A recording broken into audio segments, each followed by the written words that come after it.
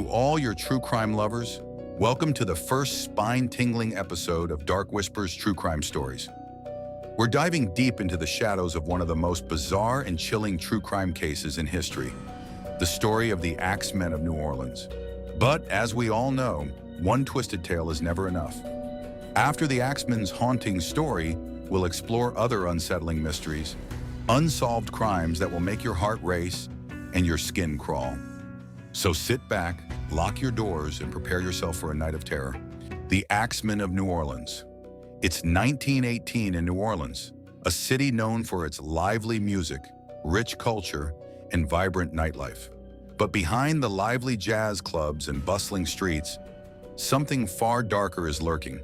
The city is about to fall prey to one of the most terrifying criminals in American history. A man who would leave his mark with nothing but an axe and a trail of blood. It began in the early summer of 1918. A couple, Joseph and Catherine Maggio, were found brutally murdered in their home. The killer had struck them in their sleep with an axe. No struggle, no signs of forced entry. The killer simply slipped into their home and butchered them in cold blood. The police were baffled. No one had heard anything. No one had seen anyone leave the house, and no motive was apparent. The only clue? The axe, left behind in the yard, its blood stains marking a trail to nowhere. But this wasn't an isolated incident. No, this was just the beginning of a horrific crime spree that would terrorize the entire city. Over the next several months, the Axeman struck again and again.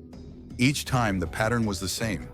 A family or a couple, slaughtered in their sleep, with no sign of forced entry. The victims were all found with their skulls crushed by an axe, and again the weapon was left behind, as if mocking the police at every turn. Each murder was chilling, and the city was gripped with fear. People locked their doors at night. They checked the windows. Some even slept with their kitchen knives under their pillows. It didn't help. No one knew who the killer was, and every night felt like a roll of the dice. Would tonight be the night that the Axemen came for them? And then, just when the city could take no more, something even more unnerving happened. The Axemen left a letter. On March 13, 1919, the Times-Picayune newspaper received a letter, one that would go down in history as one of the most chilling messages ever sent by a killer.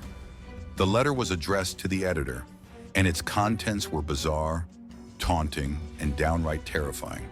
It writes, "Hell, March 13th, 1919. Esteemed mortals, they have never caught me, and they never will.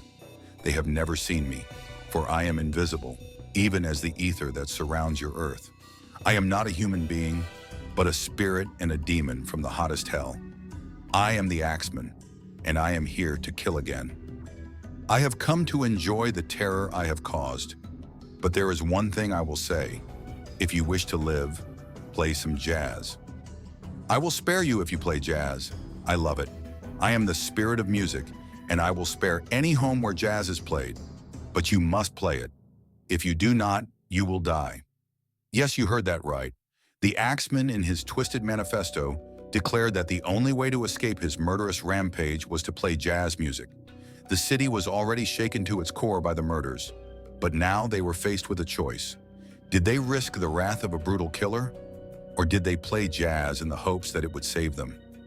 The people of New Orleans, who lived and breathed jazz, responded in a bizarre way. Jazz bands played late into the night.